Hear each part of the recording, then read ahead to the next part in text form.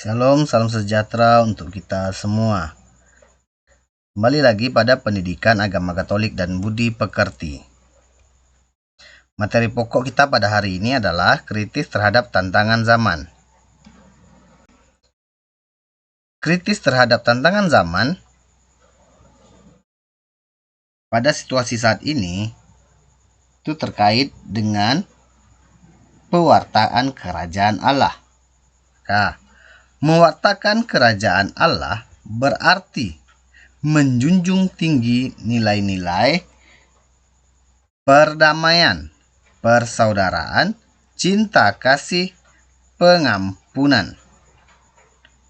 Selain itu, kita juga harus menegakkan keadilan dan kebenaran.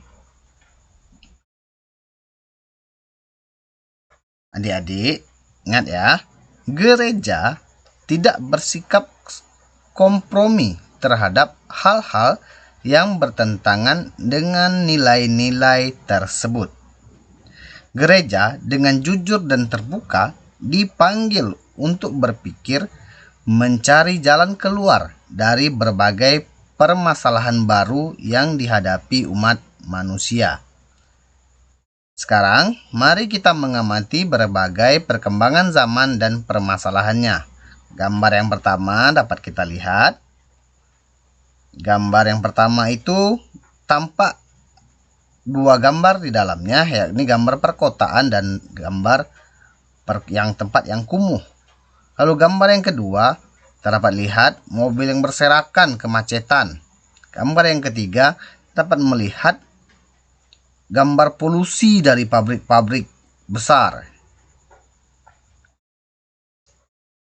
Nah, sekarang mari kita bersama mengamati perkembangan zaman dan dampaknya. A. Perkembangan zaman dan perubahan masyarakat. Lihat tabel berikut ini. Ya, di situ ada perkembangan zaman, ada juga perubahan masyarakatnya. Misalnya sebagai contoh, perkembangan zaman saat ini sarana transportasi. Perubahan yang terjadi pada masyarakat, semakin sedikit yang berjalan kaki, lebih banyak yang menggunakan kendaraan. Kemudian HP dan internet. Melalui HP kita mudah menjalin komunikasi ya.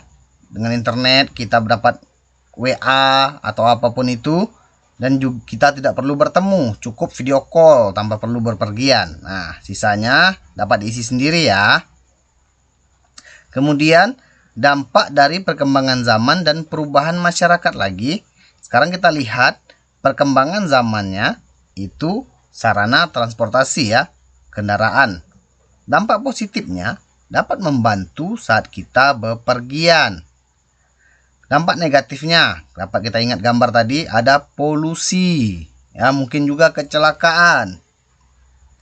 Kemudian ada HP, internet. Nah, dampak positifnya komunikasi kita menjadi lancar. Tetapi ada juga dampak negatifnya, yakni bisa terjadi rawan penipuan atau pemborosan, misalnya belanja online terus. Nah, berikutnya dapat diisi bersama ya. Penegasan dari materi yang sederhana ini, ingat baik-baik, manusia kita semua dilengkapi akal budi untuk mengolah alam dan melestarikannya. Manusia memiliki keterbatasan sehingga kemajuan yang diciptakannya selalu diikuti persoalan lain.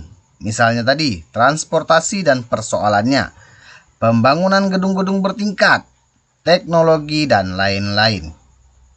Banyak alasan yang mendorong manusia melakukan ketidakadilan, peperangan, permusuhan, dan lain-lain. Di antaranya, kesombongan, politik, ambisi pribadi, dan alasan ekonomi. Kemajuan dan persoalan yang dihadapi menjadi persoalan bersama, termasuk gereja.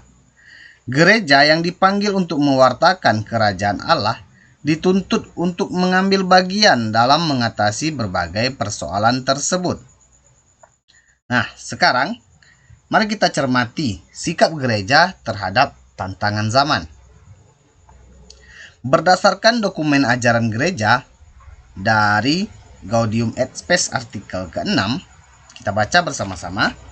Perlahan-lahan tersebar tipe masyarakat industri yang membawa sementara negara kepada kelimpahan ekonomi dan mengubah secara mendalam paham-paham dan keadaan hidup masyarakat yang telah terbentuk sejak berabad-abad.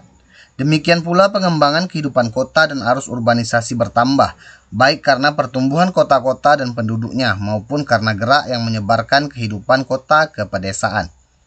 Alat-alat komunikasi sosial yang baru dan lebih ampuh membantu agar kejadian-kejadian diketahui dan cara berpikir serta cita rasa disebarkan secepat dan seluas mungkin, dengan menimbulkan banyak dampak yang berkaitan dengannya. Begitu hubungan manusia dengan sesamanya terus-menerus diperbanyak, dan sekaligus sosialisasi itu sendiri membawa hubungan-hubungan baru. Namun, tanpa selalu mengembangkan kematangan pribadi yang sesuai serta hubungan-hubungan yang benar-benar manusiawi. Ada juga seruan dari Bapak Paus Fransiskus.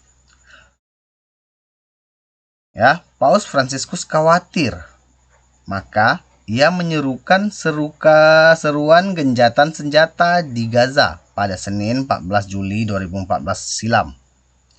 Pemimpin Gereja Katolik Roma, Paus Fransiskus menyerukan agar gencatan senjata segera dilakukan di Timur Tengah, terutama antara Israel dan kelompok Hamas di Gaza, agar tidak lagi ada korban jiwa yang berjatuhan. Sebagai bentuk penegasannya, persoalan ketidakjujuran, korupsi, sikap tidak adil, dan mencari keuntungan pribadi atau kelompok masih merupakan permasalahan nyata pada zaman sekarang. Sabda Yesus, "Jika iya, hendaklah kamu katakan iya. Jika tidak, hendaklah kamu katakan tidak." Apa yang lebih daripada itu berasal dari si jahat, merupakan ajakan untuk hidup di dalam kejujuran, bertindak adil, dan tidak mencari keuntungan pribadi. Gereja prihatin dengan peperangan dan konflik kemanusiaan dengan dialog serta berdoa bersama. Paus mengajak kedua pihak yang bertikai melakukan upaya untuk menghentikan setiap permusuhan dan mencapai perdamaian yang membawa kebaikan bagi semua. Pesan ajaran gereja tentang sikap yang perlu dikembangkan dalam menghadapi perkembangan zaman. Di sini disediakan tabel, kita dapat mengisinya sendiri dengan sikap yang perlu dikembangkan dalam menghadapi perkembangan zaman.